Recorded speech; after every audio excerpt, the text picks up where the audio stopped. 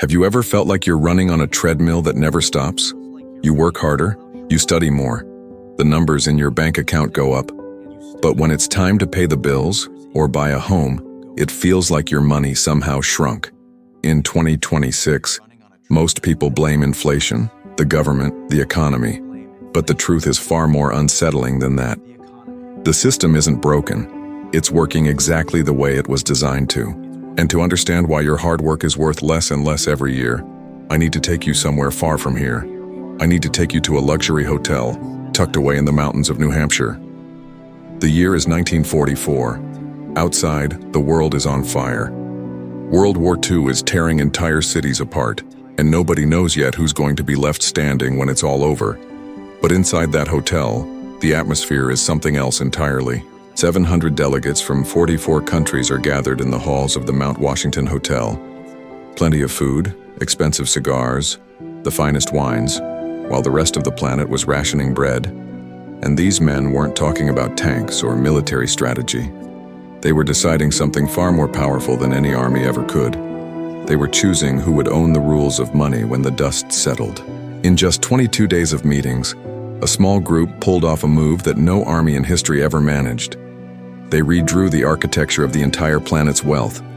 And they did it so elegantly, so perfectly disguised as a solution for the common good, that the whole world applauded. The promise was simple and seductive. They said, for the world to have peace and prosperity after the war, everyone needed a common currency, a stable anchor for trade between nations. And that anchor would be the dollar, backed by American gold solid as a rock. Use our paper, they said, and we guarantee it's as good as gold. It seemed fair. It seemed safe. It seemed like the lifeline a war-torn world desperately needed. But there was a catch. A small catch, almost invisible in the fine print of the agreement, that nobody wanted to see in the excitement of the moment.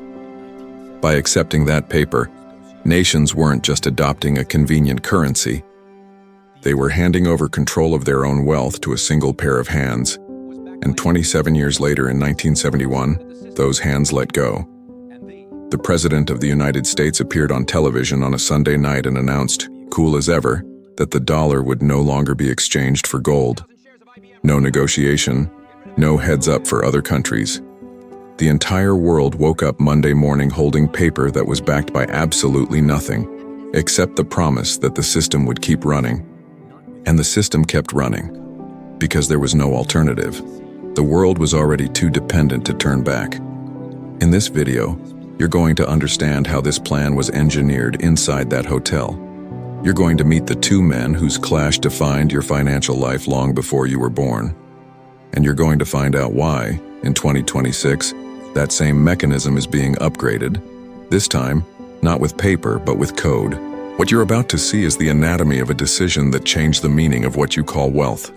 And it's still changing right now as you watch this video. To understand how all of this was put together, we need to step inside the halls of that hotel in July of 1944. The Mount Washington is a white wooden palace in the middle of the mountains. Outside, the world was living through the greatest conflict in its history. Inside, the luxury was almost offensive, and the mood wasn't celebratory. It was competitive. A silent war was playing out behind those walls. On one side of the table, John Maynard Keynes. He was the face of British intellectual power, elegant, brilliant, the kind of man who made everyone stop and listen the moment he opened his mouth. Keynes knew that the British Empire was financially broken after years of conflict. He also knew that if the world went back to individual currencies tied to gold, global trade would seize up again, exactly like it had in the 1920s. So he showed up at Bretton Woods with a revolutionary idea, one that, for many, was the only truly fair way out. Keynes proposed creating the Bancor, a currency that would belong to no country, a neutral currency used exclusively for trade between nations. The mechanism was clever. If a country exported too much, the Bancor would penalize it. If it imported too much, same thing. The goal was to maintain global balance. No country would own the game. No nation would have a permanent advantage over the others. On paper, it was the fairest system ever proposed for the world economy. But on the other side of the table sat Harry Dexter White.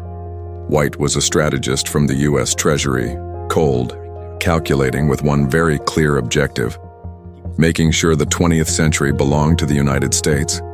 He wasn't at Bretton Woods to save the world. He was there to win. And White knew something nobody else wanted to say out loud.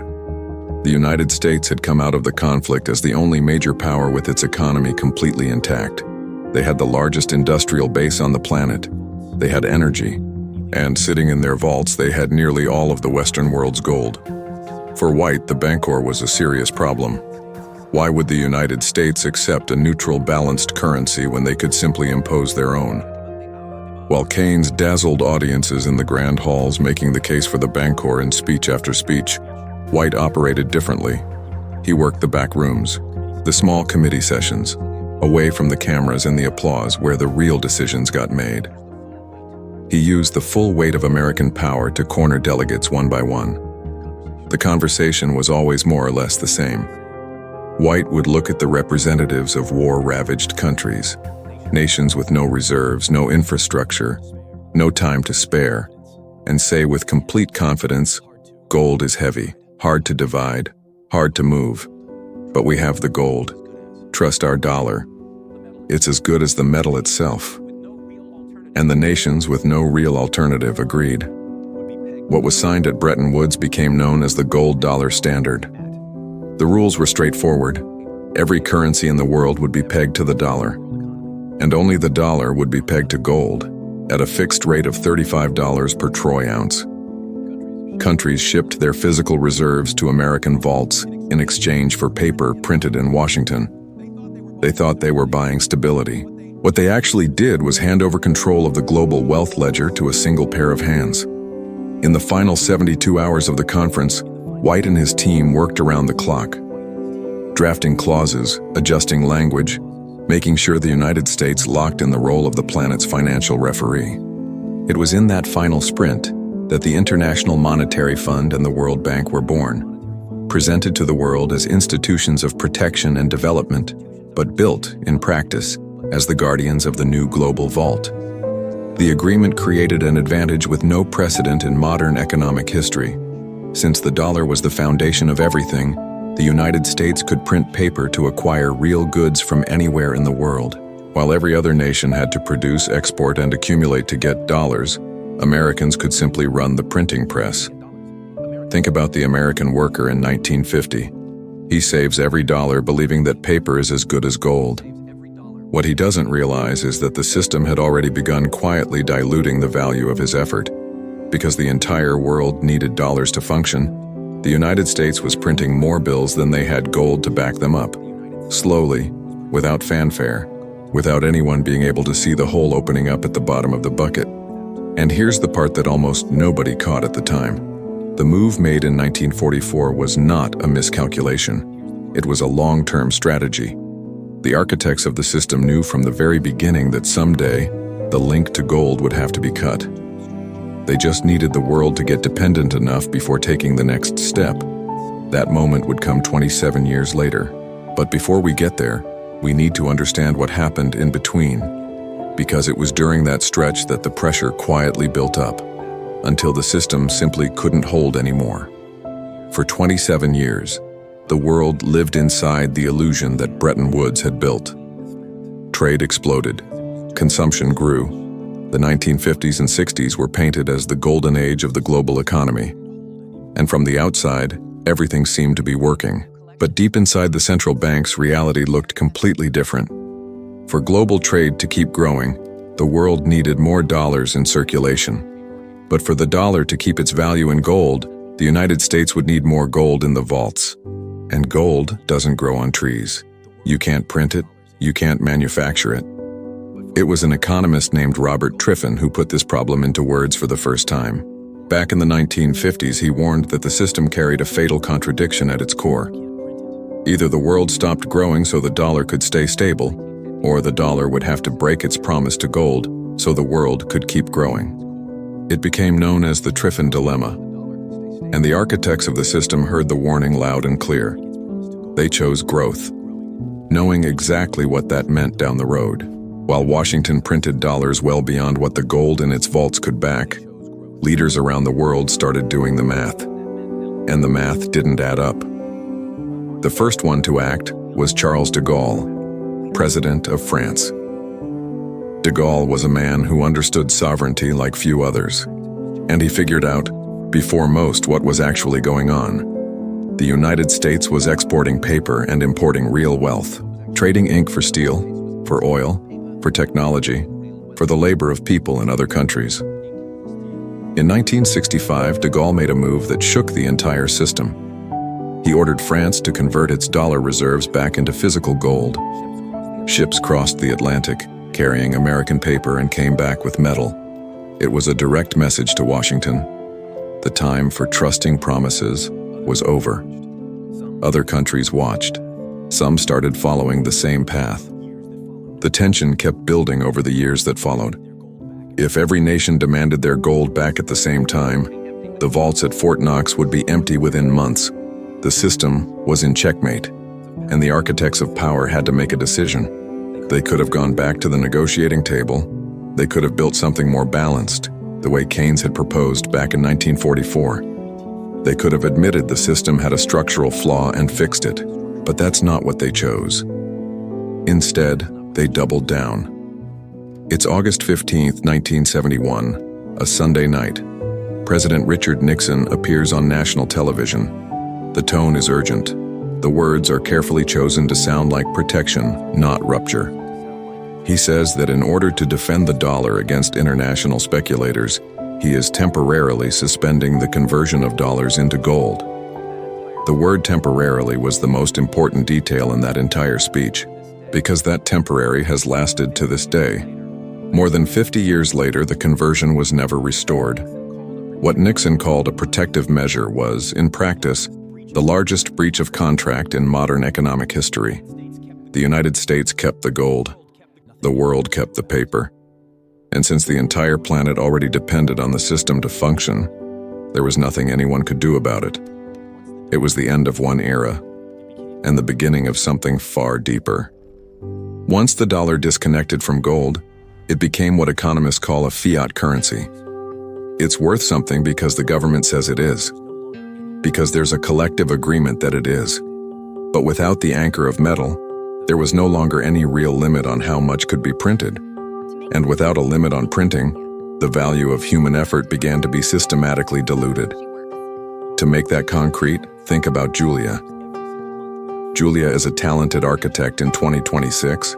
She works hard, earns a solid salary, saves every single month without fail. But when she looks at home prices, she realizes they rise faster than she can save. She figures the problem is her, that she needs to work more, invest smarter, build more skills. What nobody ever told Julia is that she's competing against a printing press that was switched on in 1944 and floored in 1971. The apartment she wants to buy isn't getting more expensive. Her money is getting weaker. The real wealth, the land, the brick, the concrete, is still there, worth exactly what it always was. But the system pumps so much paper and digital credit into the top of the pyramid that real assets drift out of the hands of people who work and float up into the hands of those closest to the source. There's a chart that shows this with brutal clarity. Up until 1971, worker productivity and real wages moved together. Workers produced more and got paid proportionally more. After 1971, the two lines split apart. Productivity kept climbing. Real wages flatlined. The gap between those two lines went to whoever controls the printing press. That's not a side effect of the system. That's the point of it. And now, in 2026, that same mechanism is going through another upgrade. Just like the silver from Potosi flooded Spain in the 16th century and wiped out the value of everyone who actually produced things, because suddenly there was too much of something that used to be rare, the post-1971 dollar flooded the world with unbacked paper and eroded the value of human work. Today, artificial intelligence is doing the same thing to intellectual labor, where it once took years of study to become a translator, a programmer, or a financial analyst. A machine now delivers comparable results in seconds. When you flood the market with cheap intelligence, The value of human intelligence applied to repetitive tasks goes through the exact same process the dollar went through after Nixon. A silent, gradual devaluation, nearly invisible to anyone still inside the system. And the elites who understood this cycle in 1944, who repositioned themselves in 1971, have already changed the game again. They're not stockpiling paper dollars. They're not betting on the latest cryptocurrency. They're accumulating what abundance can't touch: energy infrastructure, productive land, control over data, and over the algorithms that will decide who gets to participate in the next economy. Because the next move is already drawn up, and it goes deeper than anything that happened in 1944 or 1971. What was decided in that hotel in 1944 was never a finish line. It was a starting point. A countdown that was set in motion in those New Hampshire mountains, and 8 decades later, is approaching zero. Every stage of this system followed a very clear logic. In 1944, control was over gold. In 1971, it shifted to paper. Now in 2026, it's migrating to code. And that migration isn't happening all at once, like a shock. It's happening gradually, wrapped in convenience and ease and promises of a more modern and more connected world. Exactly like what happened in that hotel. The next stage has a technical name: CBDCs, central bank digital currencies. Several countries are already in advanced stages of development and rollout. The official narrative is modernization. Less cash, more convenience, instant transactions, financial inclusion for people who don't have access to the traditional banking system. Sounds fair? Sounds safe? Sounds like the solution a complex world needs. But pay attention to the fine print. The same fine print that was buried inside Bretton Woods. With paper money, you still have some degree of autonomy. You can keep a bill in your pocket, make a transaction nobody knows about, decide on your own where and when to spend what's yours. With a centralized digital currency, every single cent will have a trail. Every transaction will be recorded, monitored, and potentially controlled in real time by whoever holds the code. And the control won't just be over the value of your money, it'll be over whether your money is even valid. Imagine money that expires if you don't spend it in an approved category.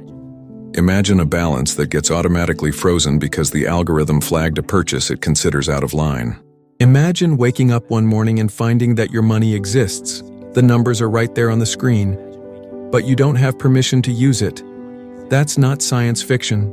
That's the logical consequence of a system where control over code replaces control over metal. And this is exactly where artificial intelligence steps in. Not as a threat from outside the system, but as its infrastructure. AI is what allows this level of monitoring and control to operate at global scale, in real time, without needing a human being involved in every single decision. The system becomes autonomous, and autonomous systems don't negotiate. So the question isn't whether this transition is going to happen. It's already happening. The question is where you'll be standing when it's complete. History left us a few clues about how to position yourself. The families and lineages that made it through the collapse of the gold standard in the 1920s, the crash of 1929, and the shift of 1971 without losing what they'd built, all followed the same logic. They didn't accumulate what the system could create with a single click. They accumulated what the system was forced to respect. Real assets. Things that can't be printed, can't be replicated by an AI command, and don't need a central authority's permission to exist. Energy, productive land, applied technical knowledge. The kind of human judgment a machine can't replace because it involves context, relationships, and accountability. And above all, the ability to generate value outside the boundaries of the controlled system. The logic of Bretton Woods only works on people who believe the system was built to protect them. The moment you understand that money is just a record, and that record can be altered by whoever holds the code, your strategy has to change. Stop accumulating receipts. Start building a foundation. Julia, who we met in the last act, doesn't have an effort problem. She has a positioning problem. She's playing by the rules of a game that was designed to keep her one step behind no matter how hard she runs. The way out isn't working more inside the same system. It's understanding the architecture of the system well enough to find where it still leaves room for those who can see clearly. And that room exists. It always has. In every major transition throughout history, there were people who lost everything because they didn't understand what was happening, and people who preserved and even grew what they had because they saw the shift coming before everyone else. The difference between those two groups was never luck. It was information. History isn't a straight line. It's a cycle. Bretton Woods was a more sophisticated version of something that had already happened before, with Spanish silver, with the gold standard, with every monetary system that promised stability and delivered concentration. What's being built right now is one more layer of that same cycle. More sophisticated, more far-reaching, harder to escape for anyone who doesn't know it exists, but impossible to hide from anyone who decides to look. If this video cracks something open in the way you see the financial system, the next step is to keep digging. Subscribe to the channel, hit the bell, because every video here is one more layer removed between you and the invisible architecture that shapes every financial decision you make. And before you go, drop an answer in the comments. If gold was the foundation of 1944 and the dollar was the foundation of 1971, what asset do you think will define who holds power in the next cycle? We want to know what you think. See you in the next dig.